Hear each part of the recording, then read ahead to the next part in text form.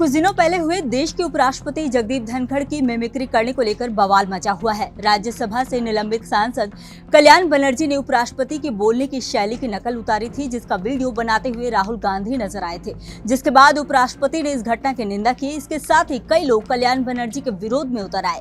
Mimicry को लेकर देश में यह ताजा स्थिति है। वैसे तो यह नेताओं का काम नहीं है, यह तब ठीक लगता है जब केवल कॉमेडियन ऐसा करते हैं। नेताओं का काम तो राजनीति है। नमस्कार, मैं हूं संगीता झा और आप देख रहे हैं जनभावना टाइम्स। अब हम आपको बताते हैं मिमिक्री का इतिहास क्या है। मिमिक्री क्या है, ये कब शुरू हुआ, यह शब्द प्रयोग में आखिर कब आया। मिमिक्री एक ग्रीक शब्द है जिसका प्रयोग सबसे पहले 1667 में किया गया था, जिसका अर्थ है नकल करना। मिमिक्री का मतलब है किसी की नकल करना, लेकिन उस नकल में हास्य का एलिमेंट जोड़ना। मिमिक्री करने वाला शख्स अगर किसी की मिमिक्री कर रहा हो तो उस शख्स के हाव भाव और उसकी आदतें इस प्रकार से लोगों के सामने पेश करे जिससे देखने वाले ऑडियंस एंजॉय करे।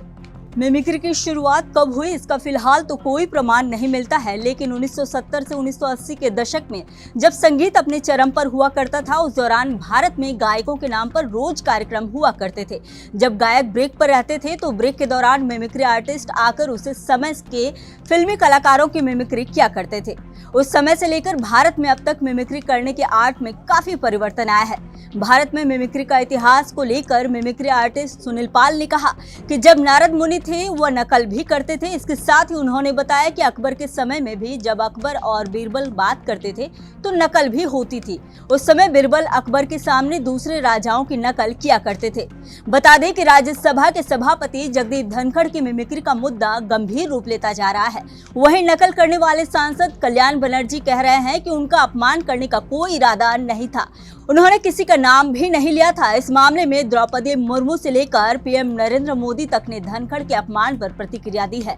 वहीं धनखड़ ने एक कदम आगे बढ़कर इसे अपनी जाति का अपमान बता दिया। बता दें कि धनखड़ जाट बिरादरी से आते हैं। यूपी, हरियाणा, राजस्थान की कई लोकसभा सीटों पर जाट के वोटरों का असर है। वहीं बीजेपी ने इस मामले को लपक लिया है और जातिगत अस्मिता के सवाल को धार देने की कोशिश कर रही है। पिछले कुछ सालों में सरकार के खिलाफ किसानों का आंदोलन हो या खिलाड़ियों का प्रदर्शन, इन सभी में इसी समुदाय ने सबसे ज्यादा हिस्सा लिया है। तो बीजेपी इसे 2024 लोकसभा चुनाव के लिए डैमेज कंट्रोल की तरह देख रही है। पूरे देश में इस मुद्दे पर प्रदर्शन हो रहे हैं। फिलहाल अब ये देखना है कि जमीन पर विपक्ष को यह मुद्दा कितना दर्द देगा। वहीं इतना हम जरूर कह सकते हैं कि अचानक उपजा यह मामला केंद्र सरकार के लिए राहत लेकर आया है। देश दुनिया की तमाम अपडेट्स के लिए देखते रहिए जनभावना टाइम्स।